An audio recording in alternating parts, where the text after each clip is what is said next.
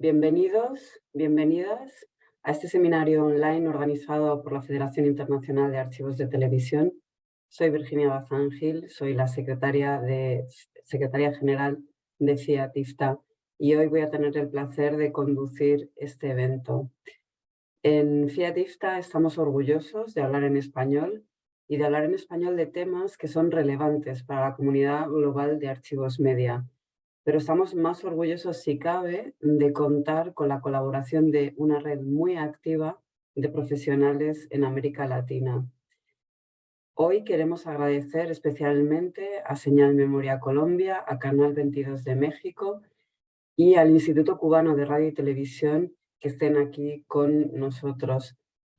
Como no podía ser menos, queremos agradecer a la doctora Perla Olivia Rodríguez de la Universidad Nacional Autónoma de México y coordinadora de la RIPDASA, que se haya apuntado una vez más a una aventura de la mano de FIAT-IFTA.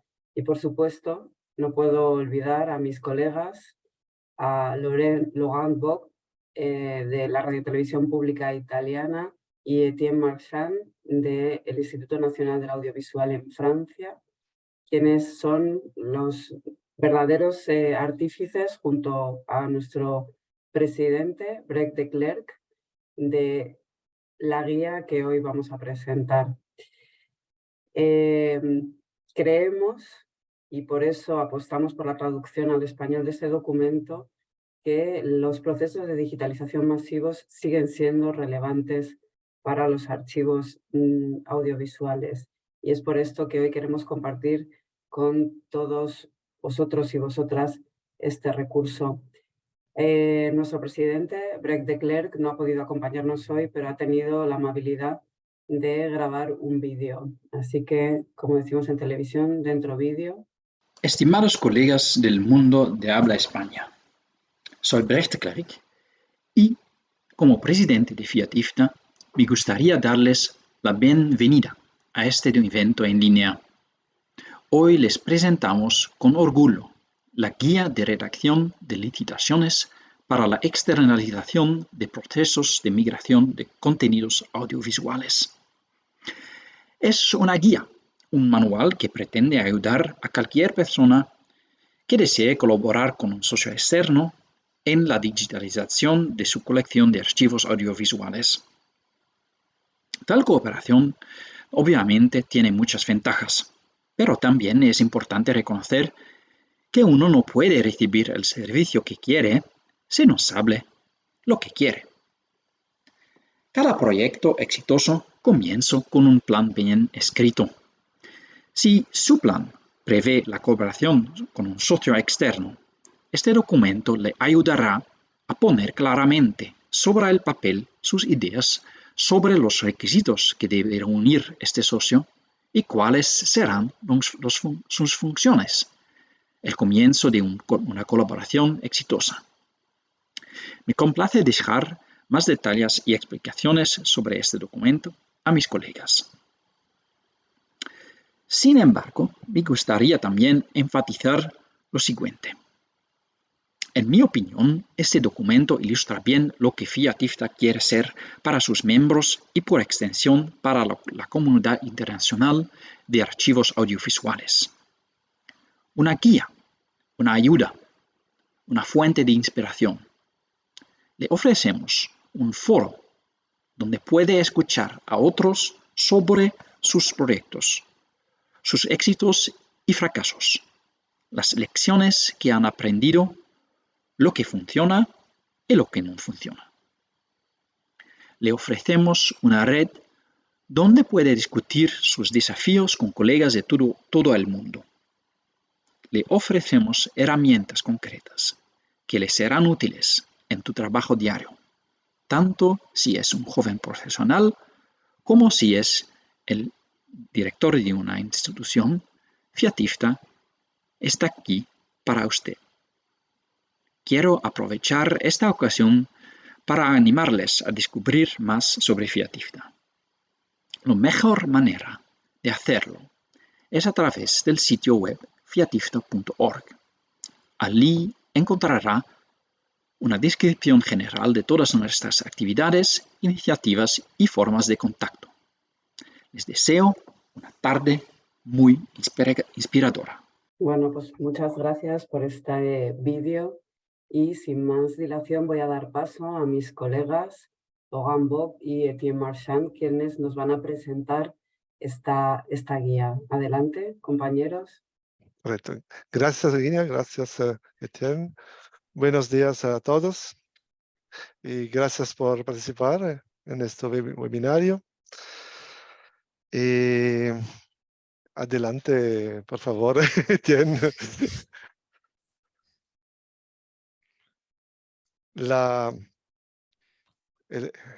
Este webinario sobre las licitaciones de proceso de migración audiovisual. La primera pregunta es, ¿qué es esta guía? La guía pretende ayudar a quien se esté planteando redactor de una licitación para la migración externalizada de contenido desde soportes audiovisuales físicos. ¿Y por qué hablamos de migración?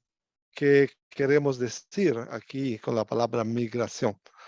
Esa es la transformación de información, sea analógica o digital, si fuese el caso, todavía no basada en archivos, transformación a formato de fichero y su transferencia a un sistema de almacenamiento masivo.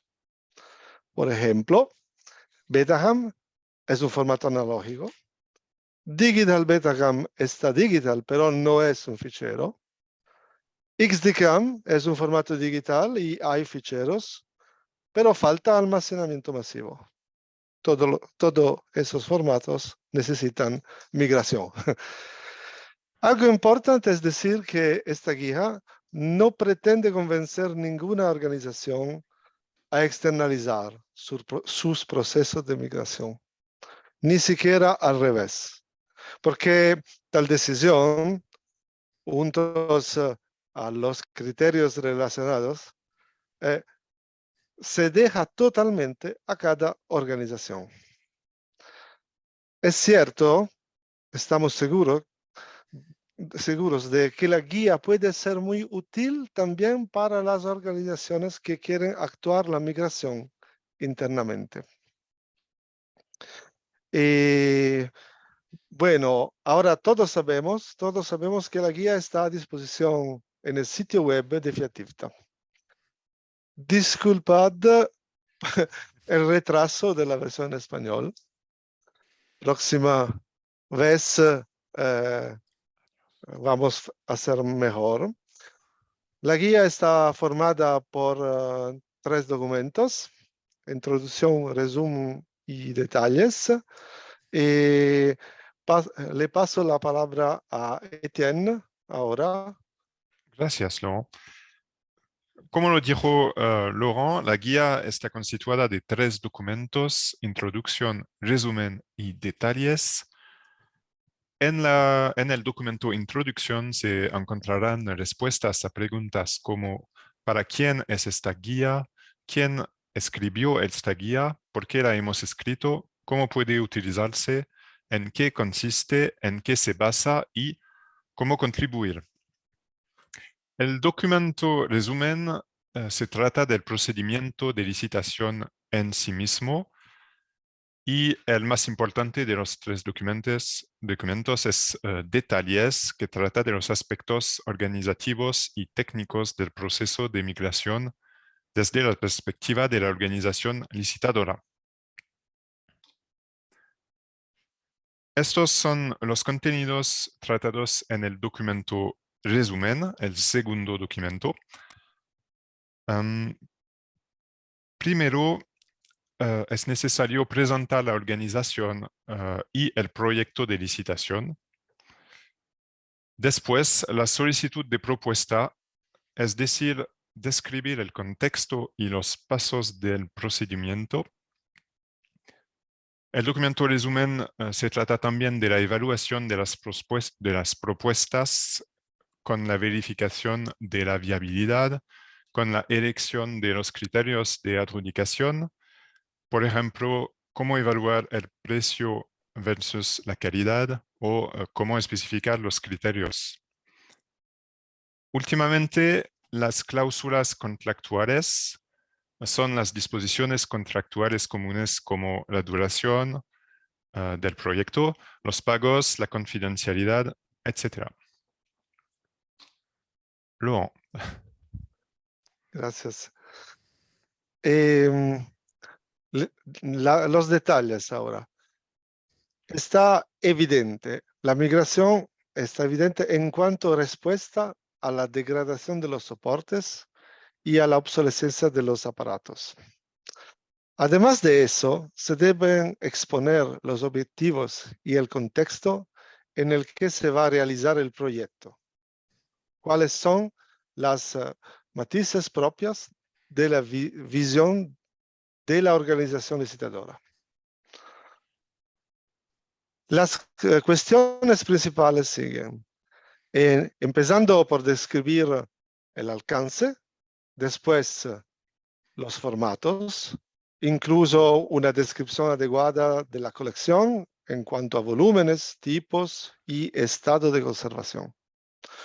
Luego, ¿cuánto tiempo y cuánto dinero tenemos por nuestro proyecto? Si hay socios y cuáles juntas van a supervisar el proyecto. Mejor tratar el proceso de migración de principio a fin, desde la mirada de la organización licitadora. Muchas otras secciones faltan para completar nuestra licitación. A saber, los requisitos de proyecto y los requisitos técnicos. Por ejemplo, las cuestiones organizativas sobre los flujos de trabajo o de comunicación pueden resultar tanto importantes como las cuestiones técnicas. La logística, que trata del transporte y de la seguridad de los soportes. Eso no es trivial cuando tenemos grandes cantidades y el proyecto toma mucho tiempo de ejecución. Sin embargo, el corazón del proyecto está en la transferencia de los contenidos.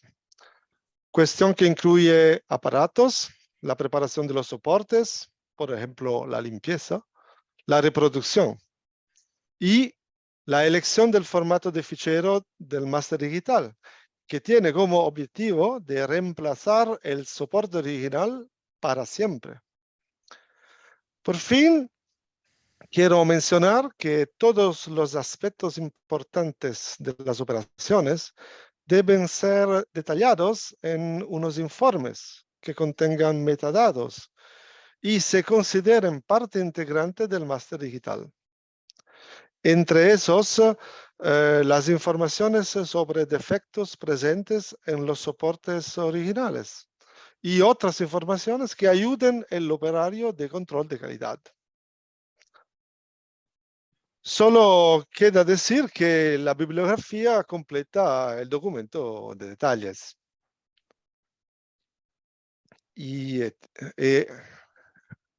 Etienne. ¿Qué sigue después de la publicación de la guía? Siempre será posible actualizar a la guía, entonces todos los comentarios son bienvenidos. A lo mejor vamos a enriquecer la guía con enlaces a otros recursos sobre los mismos temas. Los autores de la guía están todos miembros de la Comisión Preservación y Migración, especialmente el presidente de Fiat IFTA, Brecht de Klerk. ¿Qué es la Comisión Preservación y Migración? Somos 14 miembros. Trabajamos por televisiones o archivos audiovisuales o proveedores de soluciones para la migración de archivos. Y el alcance de nuestro trabajo es la conservación a largo plazo de contenidos audiovisuales. Es la migración o todos los tipos de migración. Se puede ser de analógico a digital o de digital a digital. También la restauración digital y la mejora de la calidad. y los formatos de ficheros y los estándares. ¿Cómo trabajamos? Tenemos reuniones periódicas en línea, contribuimos a la conferencia anual de FIAT-IFTA, hacemos publicaciones y hacemos enlaces y consultoría también. ¿Cómo ponerse en contacto con nosotros? Nuestro email es pmc@fiatifta.org. Actualmente, la mayoría de nosotros somos europeos, pero nos gustaría completar el equipo con miembros de otras partes del mundo. Entonces, si quieren unirse a la comisión, pueden contactarnos por email.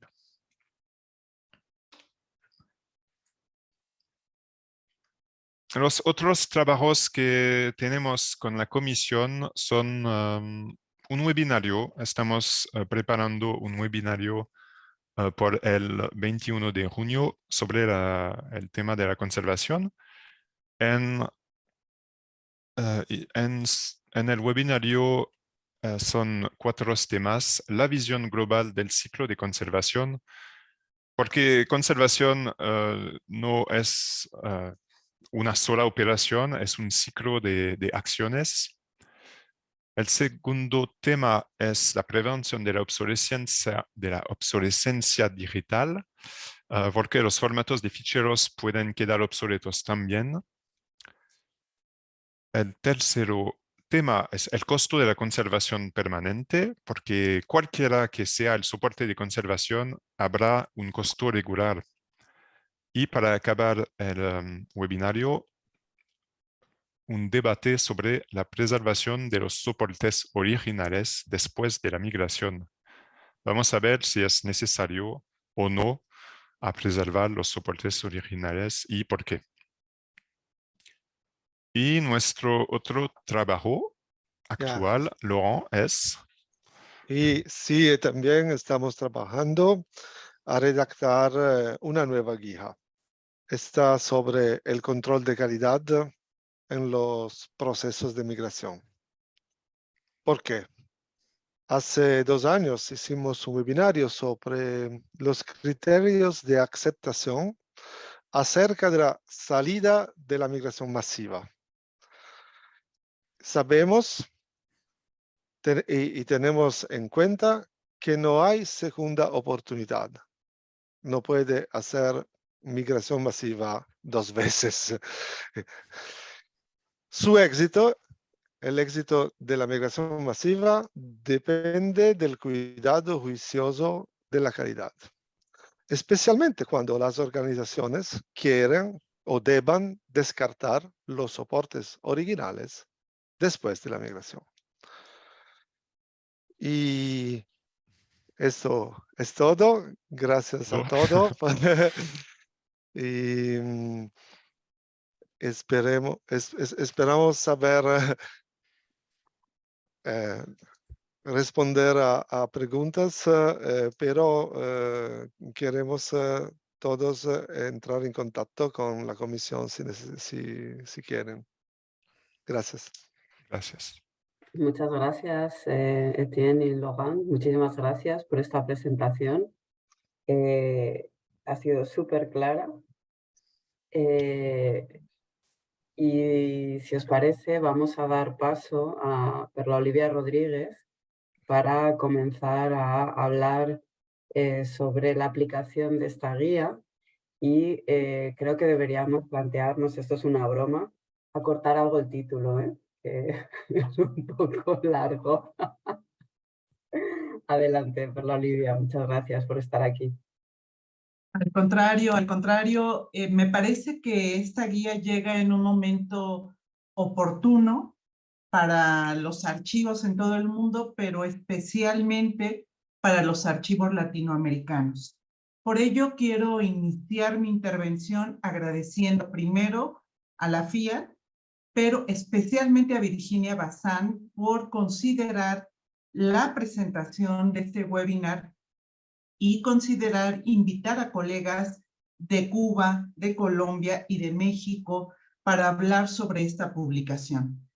Me parece que es una publicación importante porque llega en un momento coyuntural, un momento en donde sabemos que hay archivos que ya han digitalizado sus colecciones sonoras y audiovisuales y que precisamente ya están en una etapa de migración masiva de contenidos digitales. Pero también hay otros archivos que apenas están empezando el proceso de migración o digitalización, que es la palabra con la cual nosotros denominamos este proceso de cambio precisamente de un soporte analógico a uno digital para su preservación a largo plazo.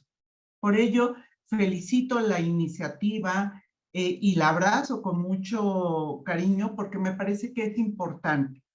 Y precisamente para hablar de esta situación de los archivos y de cómo aprovechar esta guía en el caso de algunos archivos latinoamericanos que han comenzado las tareas de digitalización, es que me da muchísimo gusto contar con la participación de expertos de 3 latitudes, colegas de Cuba, colegas de México y de Colombia. Antes de dar paso a ellos, quisiera comentar que contaremos con una participación grabada por parte del maestro Otto Braña y del maestro Wency Hojas. Brevemente señalaré que Otto ha desarrollado una carrera básicamente en la radio cubana. Es productor y guionista, ha trabajado durante 25 años en los medios públicos en Cuba y desde el año 2021 es director de patrimonio del Instituto Cubano de Radio y Televisión. Otto Braña también es responsable del grupo de investigación de la RIPDASA en Cuba. Y por su parte, Wency Hojas, él es licenciado en Sociología, trabaja también en el Instituto Cubano de Radio y Televisión, es uno de los especialistas en la materia, y quiero destacar que Wency también es un investigador que produce muchas publicaciones precisamente sobre temas de preservación del patrimonio sonoro y audiovisual. Para poder conocer los comentarios desde Cuba en relación con la guía, vamos a escuchar un video que han generado nuestros colegas Otto y Wency. Desde la Dirección de Patrimonio del ICRT llega a todos un cordial saludo. Ante todo, quiero expresar nuestro agradecimiento a la FIAT y en especial a las doctoras Virginia Bazán y Perla Olivia Rodríguez Recendis por invitarnos a participar de este seminario para la presentación de la Guía de Redacción de Licitaciones para la externalización de procesos de migración de contenidos audiovisuales. Desde finales de 2022, coordinado por esta dirección, las instituciones que integran el Grupo de Patrimonio Sonoro y Audiovisual del Programa Nacional de Memoria Histórica, hemos dedicado nuestros esfuerzos a redactar el Manual de Procedimientos para la digitalización de los documentos sonoros y audiovisuales, por lo que la publicación de la guía nos llega en un momento oportuno al permitirnos cotejar nuestro documento que se encuentra, por cierto, en la fase de revisión final. Precisamente esos puntos de contacto entre ambos documentos y 2 temas que nos resultaron de sumo interés, el proceso de migración desde una noción de lo institucional nacional y licitar como medios de comunicación estatales, se referirá a continuación el especialista principal de esta dirección, el máster en Ciencias Wency Hojas. Es una primera mirada y análisis a la guía. Estamos convencidos que en su estudio más profundo, en unión a los otros especialistas del Grupo Nacional, a los que ya circulamos el documento, descubriremos nuevos puntos de contacto y referencias que redundarán positivamente en nuestro manual. Gracias pues por la invitación y seguiremos, si nos lo permiten, manteniendo abierto este canal de retroalimentación más allá de la conclusión de este seminario. Muchas gracias, los dejo con el máster en Ciencias, Wency Hojas. Buenas a todos. La guía que hoy FIAT pone a disposición de nosotros es de gran importancia y trascendencia para la realidad y contexto de la preservación del patrimonio sonoro y audiovisual en Cuba. En estos momentos llega a cubrir aspectos que metodológicamente, legalmente e incluso comercialmente no están contemplados en un documento de alta importancia para nuestro país, y es el Manual de Digitalización, el cual se encuentra en proceso de desarrollo. Enfocaré nuestro análisis desde las características de la radio y la televisión cubana para hablar de cómo 3 elementos son importantes a la hora de establecer un vínculo entre ese documento y la guía a la cual nos referimos. El primer elemento sería entendernos como una posición dual, como medios de comunicación, productores y como archivos. En ese sentido, la guía nos invita a incorporar otras áreas, otros sectores que tradicionalmente no son contemplados, como las áreas de informática, creativas, etcétera, y que son de gran importancia. Hasta ahora no estaba contemplado y es uno de los primeros ayudos que hay, junto a la visión integral que existe de un proceso de migración, más allá de la digitalización, que es como muchas veces se ha visto ese proceso, ese término. En ese sentido, nos ha ocurrido muchas veces también que por no contar con toda esa metodología, con todo ese aseguramiento legal, en el espontáneo trabajo de colaborar, de ofrecer documentos, nos hemos dedicado a entregar sin proteger. Y no puede ser, y es una gran verdad, no puede convertirse en salvar al coste que sea el documento si no tenemos las prácticas adecuadas. El segundo aspecto al cual debemos hacer referencia es la noción de integración nacional institucional, la cual es muy importante para nuestro país, porque gran parte de los contenidos que se han desarrollado se han hecho en colaboración y en coordinación entre las grandes instituciones de nuestro país, para la radio, el cine, la televisión y otros medios. En ese sentido, es importante a la hora de hacer referencia, y eso lo dice muy bien, lo describe muy bien en la cápita de la guía, que se refiere a la creación de las juntas, que debe haber participación y presencia de cada una de estas instituciones, pues así evitaremos obviar y crear vacíos en cuanto a la autoría intelectual, etc. Y un tercer aspecto, para cerrar, estaríamos hablando de los puntos de contacto entre el manual que estamos desarrollando y la guía. En ese sentido, aspectos como la experiencia demostrada por las personas que deseen asumir ese proyecto de licitación, los volúmenes, la correcta descripción de los contenidos, de los acervos, están reflejados en ambos documentos. Sin embargo, la guía viene a recordarnos que hay aspectos como los referidos a las entidades intelectuales, por ejemplo, los procesos de traslado, y algo tan importante como la fase de evaluación que debe existir en todo el recorrido de un proyecto de licitación, y que ya desde hoy estamos considerando incorporar a nuestra manual de digitalización. A modo de resumen, la guía no es una camisa de fuerza, pero es un documento que ya consideramos obligado para el trabajo y la gestión del patrimonio sonoro y audiovisual en nuestro país, para proteger así la memoria de nuestros archivos y de nuestros pueblos. Muchas gracias. Bueno, después de escuchar a Otto y a Wensi, sabemos, como bien lo señalaban Lauren y Etienne, que esta publicación tendrá, más allá del propósito original con el cual fue creada, otros usos.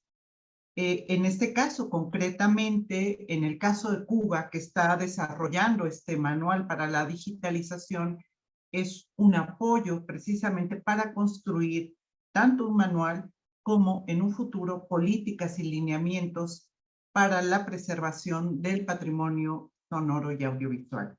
Yo agradezco profundamente a Otto y a Wensi por haber recibido con tal entusiasmo esta invitación a participar de la guía, y además por dejarnos conocer las posibilidades de uso de esta publicación que pone ahora en manos de ustedes, en acceso abierto a la FIAT, para que tenga una utilidad muy concreta en los archivos de la región, de diferentes regiones del mundo. Ahora, para continuar precisamente escuchando las reflexiones en relación con esta guía en países latinoamericanos, me da muchísimo gusto presentar a una colega mexicana, a la maestra Elizabeth Moreno Angulo, de Canal 22. Quiero agradecer también, por supuesto, a su directora Pavel Granados por el interés de participar en este webinar como Canal 22 y hacer posible que una persona que ha trabajado muy constantemente, de forma ardua y sin detenerse ha logrado precisamente diferentes acciones en el canal 22 para salvaguardar los archivos de televisión. Elizabeth Moreno es licenciada en Ciencias de la Comunicación por parte de la UNAM. Empezó a trabajar en Canal 22 desde 1994 y en el año 1999 asumió el cargo de jefa de Departamento de Archivo y Videoteca. Y su gestión se ha destacado por encabezar o promover la remodelación del área de resguardo, es decir, de las bóvedas de almacenamiento en Canal 22, participa en el COTENDOC desde el año 2000, es miembro del grupo de trabajo del Subcomité de Normalización de Acervos Videográficos y del Subcomité de Conservación de Documentos Fonográficos y Videográficos. Y sobre todo, Elizabeth es una archivista que día a día está afrontando y enfrentando los problemas y desafíos que implica la preservación digital. Por lo tanto, su reflexión en relación con la guía será muy interesante de escuchar. Bienvenida, Elizabeth. Sabemos que vas a compartir una presentación. Adelante, por favor, tienes el uso de la palabra. Adelante. Muchas gracias, maestra. Gracias por la invitación y por compartir esta guía con los países latinoamericanos también, porque nosotros sabemos que no ha sido tan fácil este cambio de analógico a digital y que fue en un momento que fue una decisión gubernamental y muy inmediata este cambio. Pero el saber que existe ahora una herramienta como la guía nos permite tener muy claro cómo se deben plantear los objetivos para una contratación o para pedir el auxilio a compañías que ya tienen la experiencia para hacer esta migración de manera que sea muy profesional, que cubra todas las necesidades de quienes posean los archivos, porque no todos son televisoras. Hay muchas instituciones que tienen los archivos para su conservación y que tienen que rescatarlos ya de la obsolescencia tecnológica y también de la obsolescencia técnica de las máquinas. Entonces, les voy a compartir un poco la experiencia que nosotros hemos tenido para que lo puedan ver. Para Canal 22, nosotros tuvimos que evaluar qué era el objetivo principal y como teníamos el apagón analógico, perdón, tuvimos que enfrentarnos a decidir qué es lo que más convenía, si podíamos contratar un servicio de migración o adquirir nuestro propio sistema digital, que fue la opción por las razones de que Canal 22 tiene que transmitir, tiene que editar, tiene que producir y tenía que tener como todas las operaciones a partir del sistema digital. Con el cambio del sistema analógico a digital, Canal 22, a través de la Subdirección General Técnica y Operativa, buscó una opción que permitiera la transición de todos los procesos necesarios para la transmisión digital. La digitalización dentro de la institución nos permite tener la ingesta, la catalogación, la consulta, la edición, la transmisión y la preservación. ¿Por qué se decidió? Porque necesitábamos tener también como todos los contenidos accesibles de manera casi inmediata, porque ahora lo que teníamos que tener era el contenedor, que era el transmisor, de manera digital con todos los archivos ya digitalizados. La opción entonces fue conseguir un sistema, un MAM, que nos permitiera tener todos los procesos accesibles.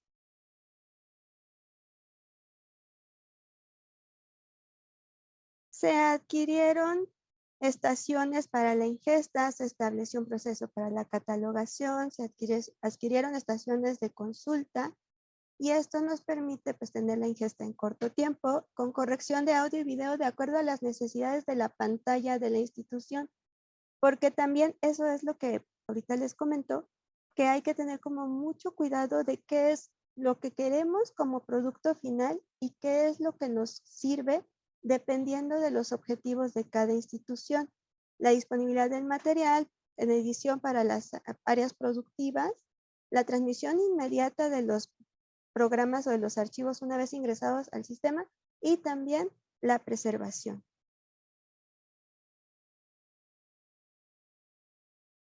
La producción propia de la institución de soportes analógicos se ha digitalizado con recursos propios, con un sistema propio. El acervo de la biblioteca de Canal 22 tiene 53,000 títulos propios y adquiridos. Los programas producidos por la institución suman alrededor de unas 12,000 horas y para la transmisión se tienen ingestadas 7,000 horas de programas adquiridos. Dentro del sistema digital tenemos ya 18,000 horas de documentos videográficos ingestados.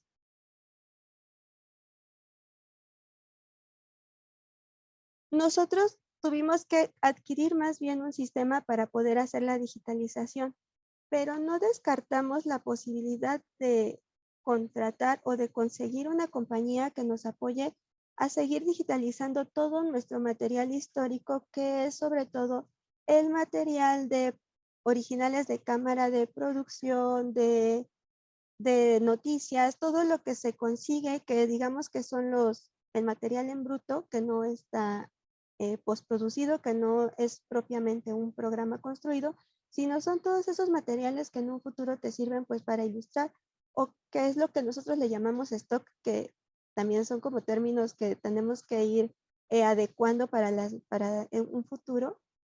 Pero sí creo que la guía ha sido, ahora que la revisé, da punto por punto exactamente para que no caigamos como en el error o no corramos riesgos de poner nuestros archivos en manos de compañías que quizá no son lo suficientemente serias o que no van a darnos el contenido que queremos o el resultado que queremos. Tenemos que tener muy en cuenta qué es lo que vamos a pedir, cómo lo vamos a pedir, y la guía te va llevando de la mano desde cómo vas a hacer el proceso de la petición, qué es lo que cómo vas a planear, cómo debes organizar tus archivos o tu inventario, las colecciones que vas a enviar. Y hay puntos que a veces se nos van, que es como quién va a quedar con la propiedad intelectual. Entonces, la guía está muy completa. De hecho, también cuando nosotros adquirimos el sistema con el que digitalizamos, se recurrió también a esta parte de tener en cuenta todas estas variables que se contemplan en la guía y que ahora sí que está plasmado en este documento, pues nos permite tener muy claro para las instituciones que aún no inician cómo deben elegir, cómo deben enfrentarse, cómo debe hacerse todo el aspecto legal, administrativo, para garantizar un resultado que va a ser el adecuado para ustedes y también para hacer lo que decían en la migración de analógico a digital e incluso de digital a digital, porque el problema de la tecnología digital es que es muy inmediata y también caduca de manera muy veloz. Entonces, me parece un documento que para los archivos latinoamericanos que estamos todavía apenas planeando la manera de hacer ese rescate del mundo analógico al digital, nos permite tener muy en claro, hay algunos países en donde como todo este proceso de adquisición, y si son instituciones que están dentro del gobierno, quizá es un poquito más fácil acercarse a cómo debe ser adquirir servicios, pero también cuando son colecciones privadas o son de instituciones privadas, te permite tener todos esos aspectos muy claros para poder hacer una buena elección y sobre todo tener un producto final que sea satisfactorio para todos. Muchas gracias por su atención. Gracias, muchas gracias. Muchas gracias, Elizabeth. Creo que esta intervención precisamente tener otra aproximación de las posibilidades de aprovechamiento de esta publicación. Canal 22 ya ha emprendido su trabajo de migración o digitalización de sus programas. Para quienes no son mexicanos, Canal 22 es una de las televisoras públicas que transmite contenidos culturales en el país, una de las más importantes, junto con Canal 11, y de alguna manera son pioneros precisamente estas televisoras en la preservación de contenidos. Sin embargo, esto no significa que sean las únicas televisoras, en el caso de México, preocupadas, interesadas en la salvaguarda de estos contenidos. En ese seminario contamos también con la participación de archivistas de diferentes radiodifusoras y televisoras públicas del interior del país que también están realizando acciones para preservar sus contenidos. De ahí que la presentación que nos comparte Elizabeth sea tan importante, porque esta guía de alguna manera es una orientación tanto para quienes ya han empezado las tareas de digitalización y aún tienen colecciones que deben de digitalizar, como para aquellas radiodifusoras, televisoras que aún están empezando precisamente estas tareas. Muchas gracias, Elizabeth, por tu participación y sobre todo por este trabajo tan constante que durante tanto tiempo has desarrollado en el 22 y que ha permitido que se preserven estas colecciones. Y ahora me da muchísimo gusto señalar que tenemos la participación del director de Señal Memoria, del maestro Jaime Humberto Silva Cabrales.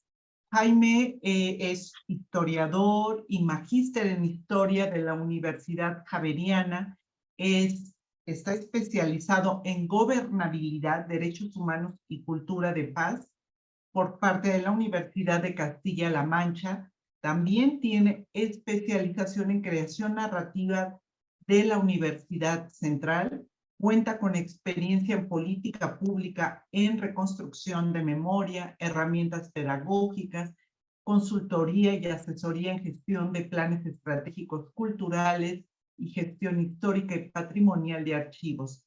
Y es desde 2018 director de Señal Memoria. Para quienes no son colombianos, conviene señalar que Señal Memoria es una de las iniciativas más importantes en América Latina que pone en valor precisamente las colecciones radiofónicas y televisivas de Radio y Televisión Nacional de Colombia. Es uno de los proyectos más significativos precisamente que se han desarrollado en la última década en América Latina. Y me da mucho gusto presentar ahora a Jaime. Bienvenido, Jaime, y adelante, te escuchamos. Querida maestra Perla, muchas gracias. Me encanta saludarla desde Bogotá, Colombia. Es un honor compartir este panel con usted. Saludo también a mis colegas y compañeros en la FIADIFTA, Virginia Bazán, a Etienne y a Loren, y también a Elizabeth. Y no sé si el maestro Otto Braña se encuentra conectado, pero si lo está, reciba mi saludo. Tuvimos la oportunidad de atender en Colombia y demostrar nuestra experiencia archivística a Otto el año pasado cuando visitó nuestro país y se fue muy impresionado de lo que es Señal Memoria. De Señal Memoria podemos decir que es un archivo mixto, tanto audiovisual como sonoro. Dentro de nuestros más de 600.000 documentos audiovisuales y sonoros, contamos con todo el producto de la radio pública colombiana desde febrero de 1940, cuando nace este medio de comunicación oficial, y de la televisión colombiana desde el mes de junio de 1954.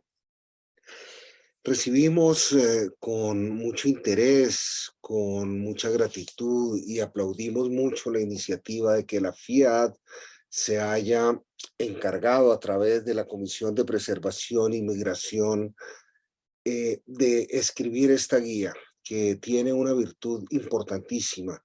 puede ser aplicada tanto por entidades públicas como por entidades privadas. Todos sabemos, Señal Memoria es un archivo público, es el archivo de los medios públicos colombianos, que quienes gestionamos dineros públicos tenemos que regirnos bajo unos modelos de contratación que en todo caso varían de país y país, no así las entidades privadas que son libres en sus procesos de escogencia. Pues esta guía tiene una virtud que se acopla y se acoge muy bien a cualquiera sean las necesidades contractuales de cada país donde quiera ser implementada. Felicitaciones entonces a Etienne y a Lorena y al resto de la comisión que en buena hora tuvieron en cuenta estos principios. Sobre lo que dijeron en su introducción y en la presentación de la guía Etienne y Lorena, quiero destacar algo. Estos procesos puede que no tengan una segunda oportunidad. Aquellos soportes que ya quejan el paso de los años y que necesitan una intervención urgente, tanto en funcionamiento físico para poder ser migrados, como en el mismo proceso de migración, puede que no ofrezcan una segunda oportunidad.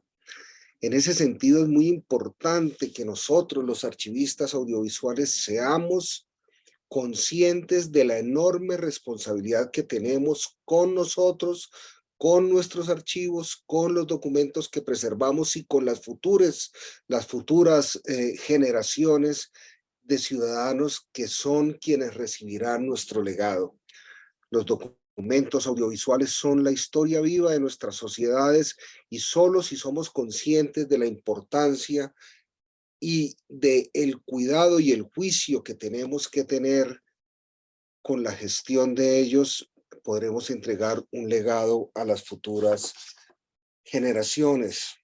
En Señal Memoria decidimos en buena hora empezar, ya casi completamos 10 años de existencia, es una iniciativa que empezó siendo un proyecto en el año 2014 y que muy pronto, apenas 5 años después, en el año 2019, fue formalizada como un área misional del sistema de medios públicos en Colombia.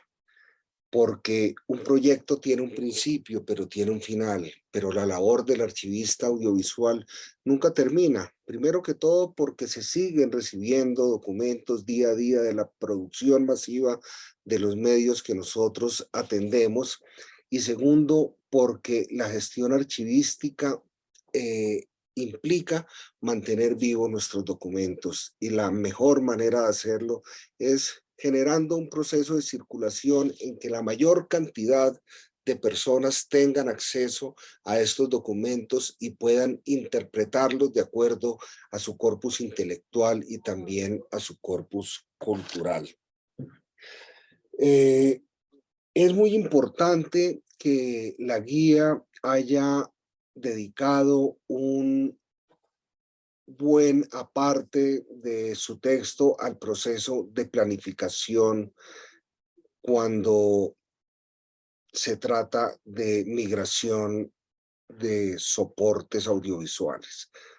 No importa si son soportes de origen fílmico, película fotográfica, si son soportes analógicos en cualquiera de los formatos, si son soportes ópticos o si son soportes digitales también en cualquiera de sus formatos. Solo si se ejecuta un proceso de planeación juiciosa, aplicada, la integralidad de nuestros documentos audiovisuales y sonoros está asegurada.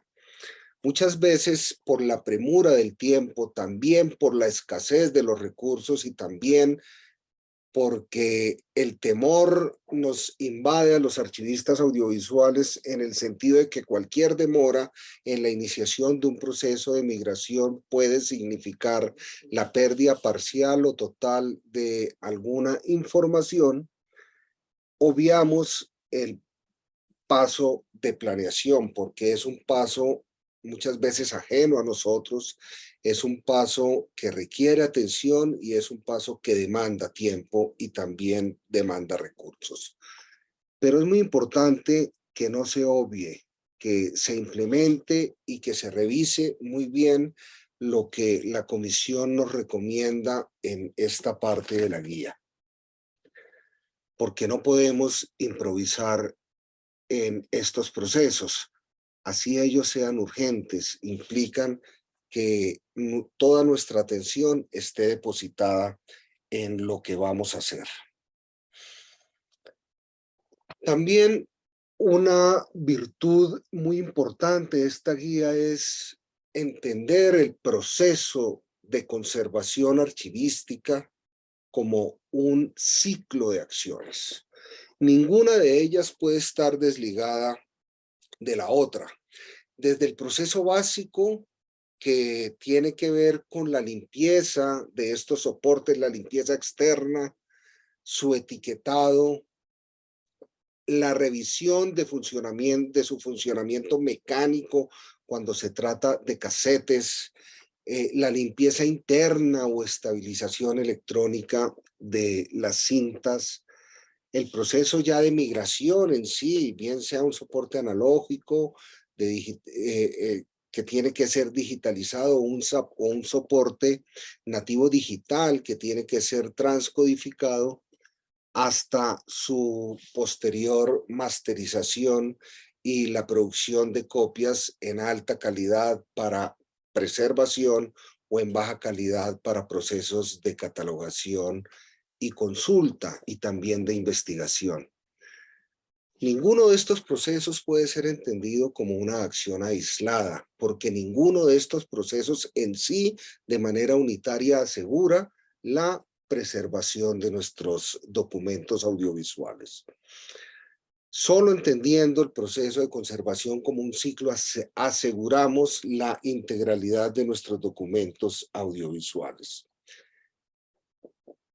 Otra gran virtud de esta guía es que incluye el proceso de catalogación, la descripción profesional del contenido de nuestros documentos dentro del ciclo de conservación y dentro de lo que eventualmente tiene que hacer parte de un proceso contractual cuando se trata de encontrar una entidad externa a nuestras instituciones que realice en nuestro nombre ese proceso de migración archivística, porque el proceso de catalogación, que es costoso, que es demorado, que puede llegar a ser subjetivo, es el único que hace accesible nuestro archivo.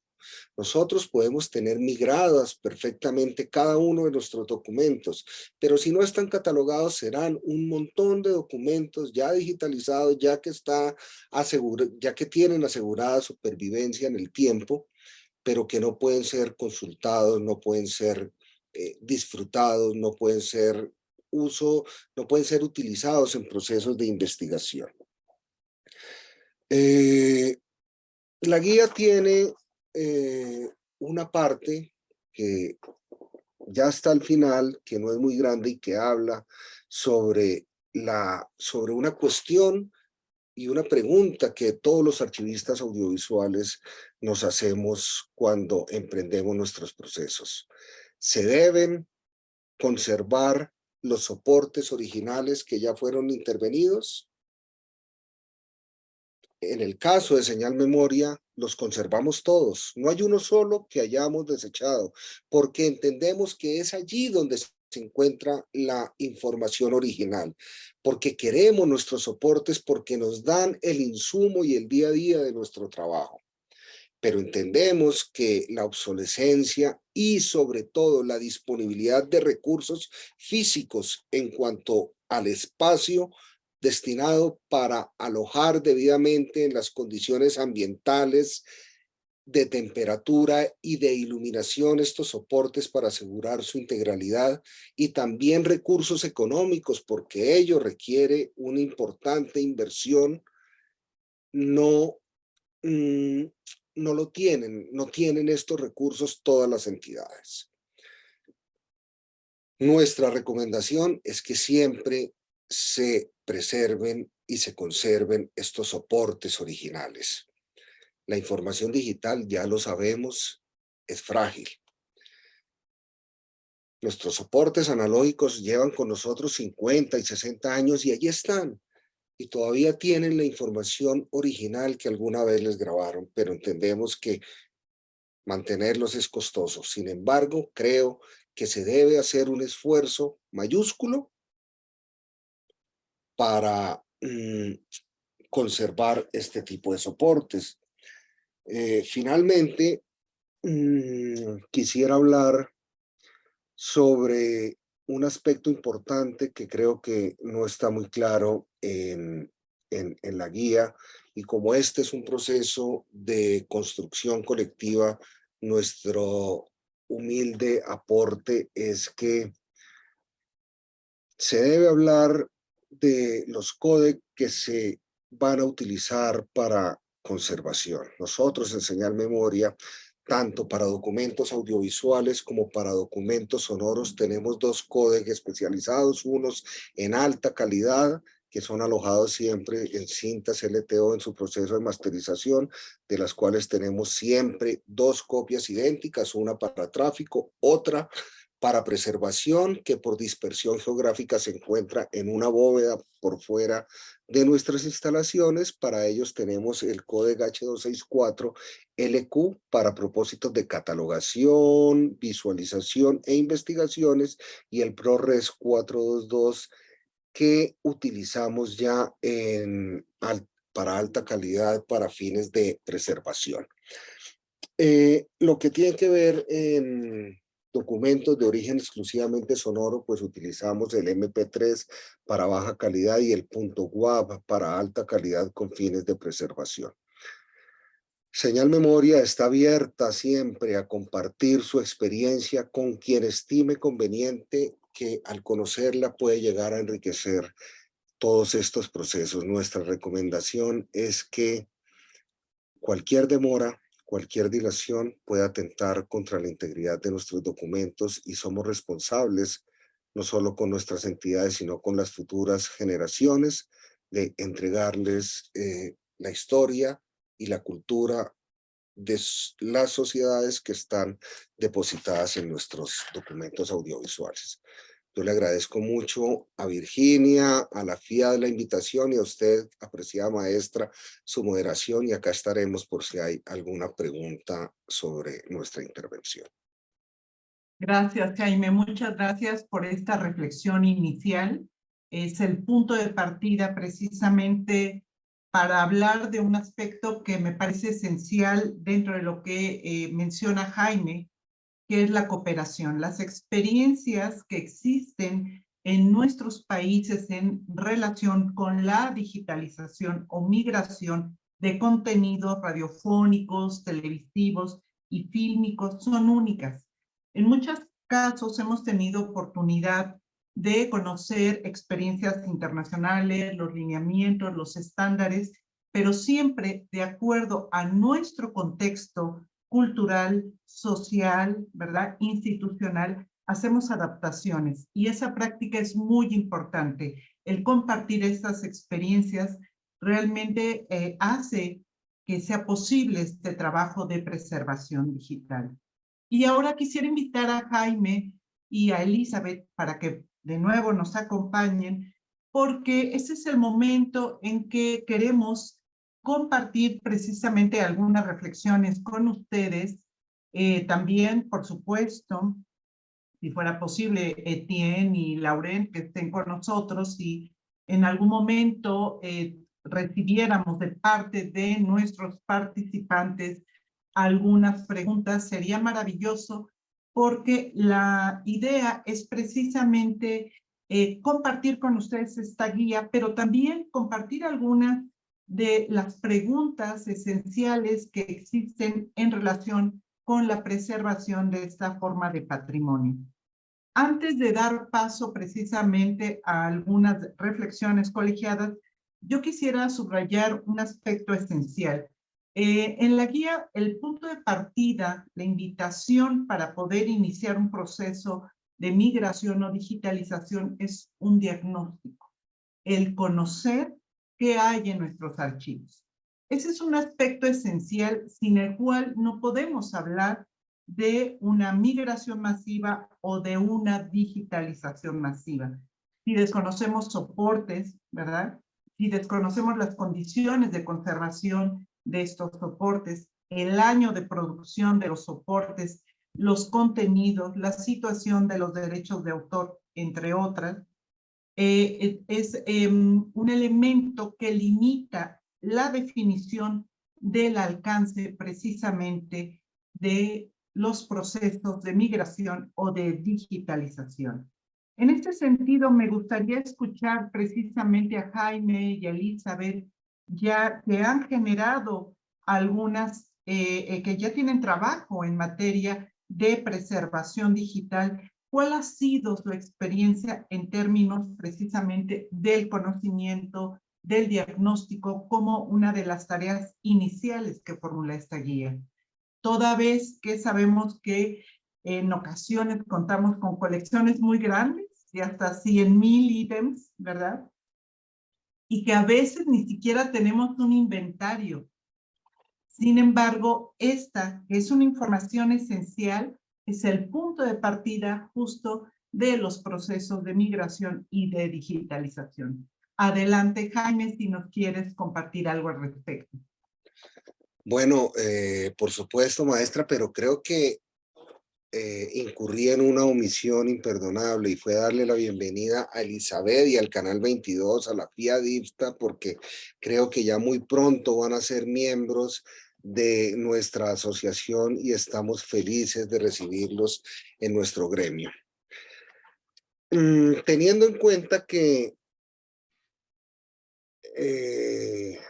las políticas archivísticas audiovisuales de preservación y de conservación de este tipo de documentos particulares también, inclusive la gestión del derecho a autor y de la propiedad intelectual de nuestros documentos, son anteriores a que nuestros archivos se empezaran a formar.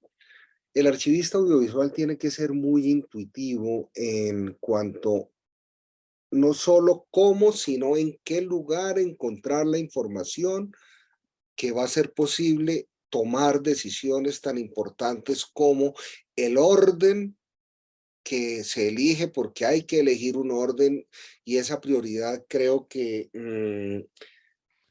está relacionada con la conformación propia del archivo, el orden de la migración.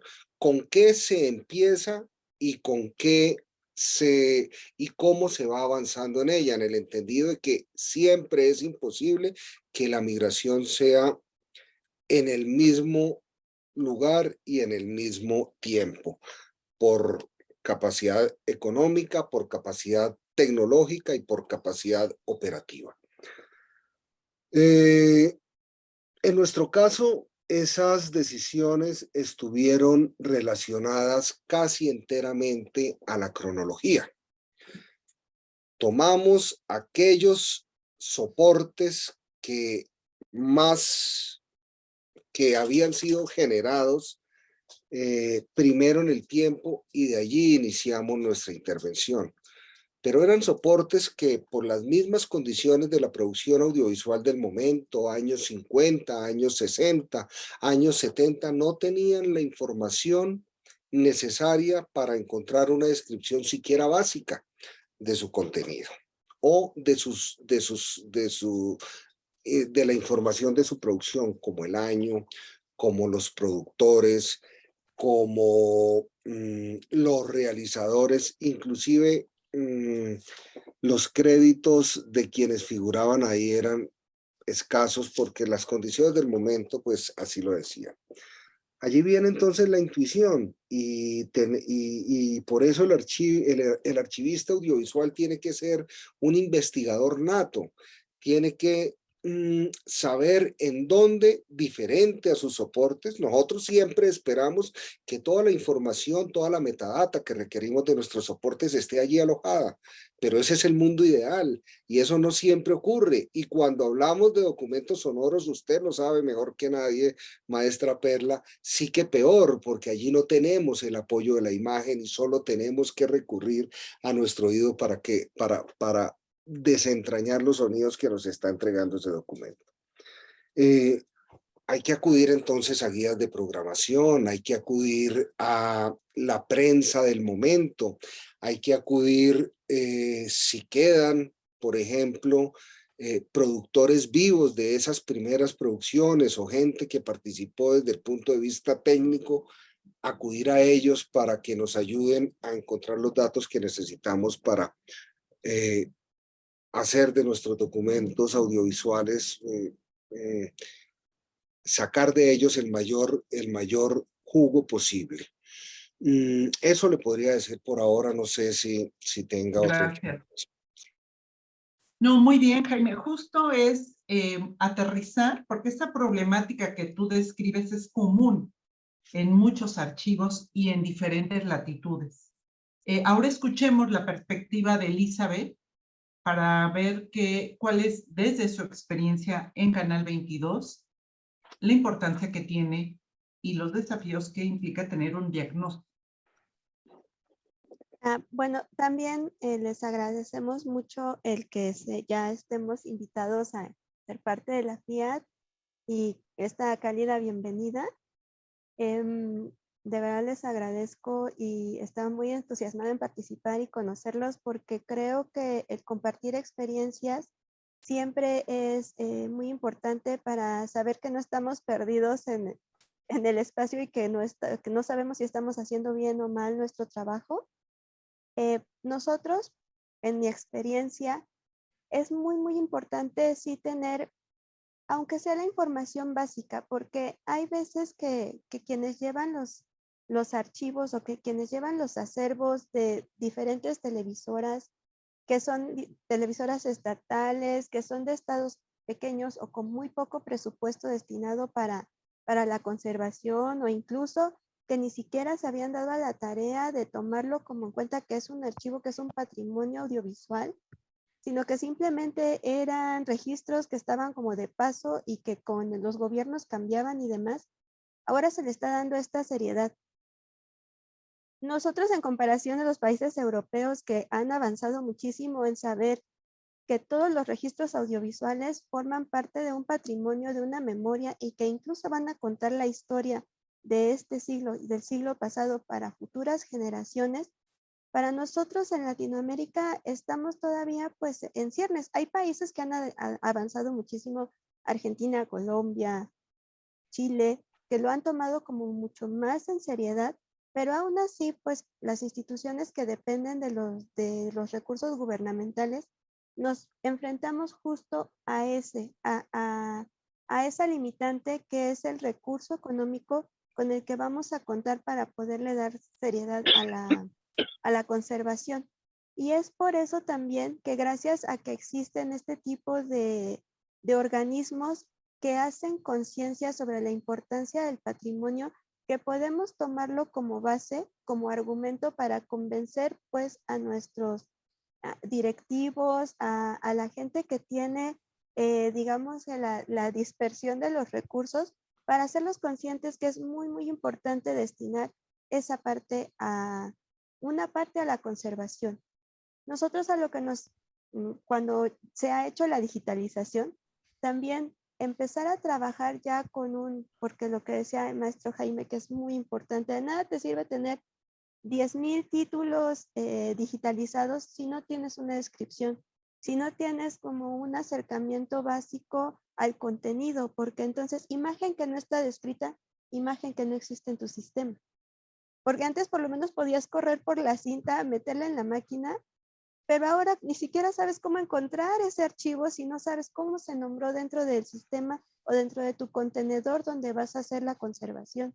Es muy importante sí tener como muy claro que el trabajo de la digitalización o la migración va de la mano con una descripción, en el mejor de los casos profesional y muy exhaustiva, pero en el caso recomendado, por lo menos tener los datos esenciales para poder localizarlo, porque lo que queremos es conservarlo para consultarlo y también compartirlo y difundirlo, porque el patrimonio es eso, o sea, es compartir, que se conozca, que se vea y que podamos palpar la historia en imágenes, en sonidos y que sepamos cómo se movía, cómo se mueve toda la historia de cada uno de nuestros países. Entonces, sí es muy, muy importante y la guía en eso es muy, muy clara, en tener bien claro de cuáles son las colecciones que vamos a elegir. ¿Cómo lo vamos a elegir? En Canal 22 tuvimos, ¿qué hacíamos? Nos vamos a lo más viejito porque no sabemos si ya no van a funcionar las cintas o rescatamos los contenidos que más trabajo costaron, que más contenido, más valor histórico tiene. Tuvimos que empezar a hacer esas selecciones. A veces hemos tenido que elegir cosas que no son tan antiguas, pero que por el contenido y por las necesidades también de la parrilla se han tenido que digitalizar. Entonces, sí es de acuerdo también a las necesidades de cada institución, el propósito de cada institución y los recursos con los que se cuentan. Y sí, básicamente en nuestros países latinoamericanos nos enfrentamos mucho a los recursos económicos. Gracias, Elizabeth. Entonces, para recuperar la reflexión tanto de Jaime como de Elizabeth, necesitamos tener información de las colecciones que se van a digitalizar y establecer criterios para priorizar la digitalización. Lastimosamente, hay muchos materiales que ya no se van a poder digitalizar porque su estado de degradación es tal que ya vamos a tener problemas de poder obtener la información que originalmente fue registrada en estos materiales. Entonces, estos criterios, este conocimiento del archivo es esencial. Pero también yo quisiera traer a colación otra reflexión que tiene que ver con la digitalización y la migración. A partir de este proceso que yo siempre señalo que es el punto de partida, la punta del iceberg de una serie de cambios en el archivo digital. En la guía señalan, y me gusta esta intervención, que como resultado de la migración se produce una nueva entidad de archivo. ¿Sí? Y aquí me gustaría invitar a Lauren o a Etienne a profundizar sobre esta idea, porque en el archivo analógico tenemos acceso a las cintas de carrete abierto, a las cintas Betamax, podemos tocar el material, pero en el entorno digital el concepto es diferente. ¿Cómo tendríamos que entender desde la perspectiva de la migración esta nueva entidad de archivo? No sé quién de los dos o los dos quisiera compartir algo al respecto. ¿Sí? Podemos intentar. Es un punto difícil si la organización no tiene los recursos para acceso a las copias digitales. La gente de la producción tiene más confidencia en el acceso al material analógico en primer tiempo. Entonces, es el acceso, los recursos para el acceso están primordial para que la gente pueda sentir que acceder a los ficheros es tanto fácil, más fácil que acceder a los soportes originales. Es importante que tener el MAM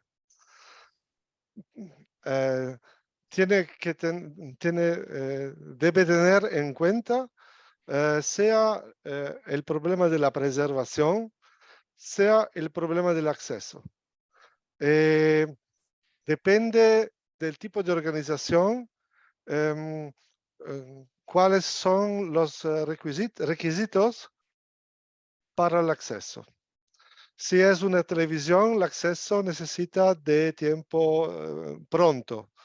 Si es un archivo, puede ser que el acceso menos pronto marcha también. Sí, esto es un problema en un primer tiempo. Es un problema de confidencia que el archivo digital funciona. Muchas gracias, Lauren. Es un problema de confianza, ¿verdad? En el archivo digital hay 3 niveles de acceso: offline, fuera de línea, como se describe en la guía también, near offline y online, para, ya se ha dicho aquí, formatos que tienen una compresión. Y eso lo define cada archivo, de acuerdo con sus necesidades y sus circunstancias. Muchas gracias, Lauren, en relación y por el esfuerzo también de hablar en español. Muchas gracias. Gracias por comprender. Etienne, ¿tú quisieras agregar algo? O, no. Sí, pero no puedo responder en español, lo siento. Es tanto difícil para mí. Está bien, bueno, con Pero toda la respuesta de Laurent me parece muy completa. Sí, es una respuesta muy completa. Muchas gracias. Y quisiera yo señalar que tenemos 2 preguntas de parte del público. Agradezco mucho la presencia de colegas. Tenemos colegas de Radio Educación de México que están acompañándonos, también de María Jesús López Lorenzo de la Biblioteca Nacional de España, a Virginia Camarena del Sistema Michoacano de Radio y Televisión. Muchas gracias por estar por aquí, de la Escuela Nacional de Biblioteconomía y Archivonomía de México, la maestra Beatriz Santoyo, entre otras personas que nos hacen favor de estar por aquí. Es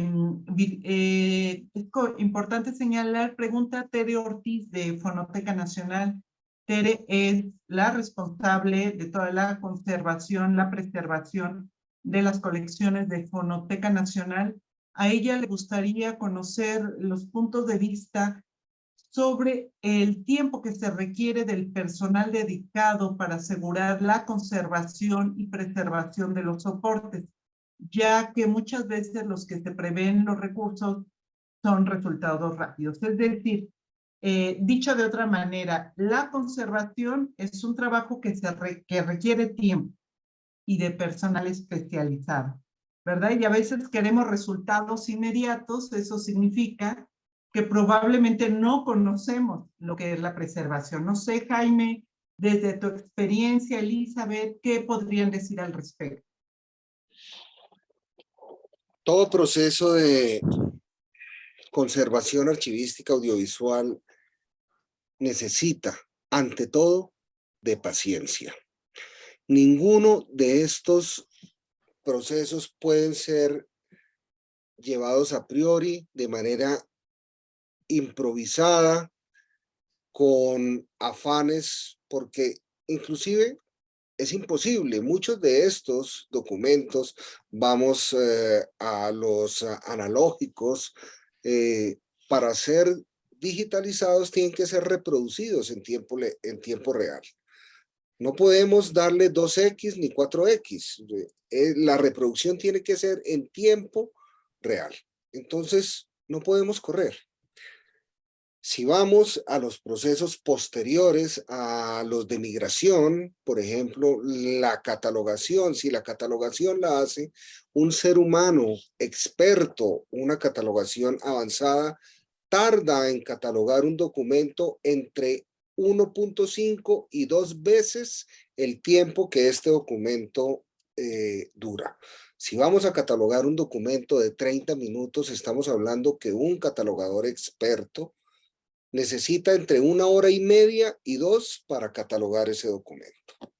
Todo esto para significarle a la profesora Tere que los archivistas audiovisuales tenemos que estar acostumbrados a quitarnos el reloj, lo cual no quiere decir que no sepamos que nuestro trabajo es importante, por ejemplo, para que los productores audiovisuales que trabajan en nuestros propios medios tengan el insumo necesario de manera oportuna para un trabajo que están adelantando.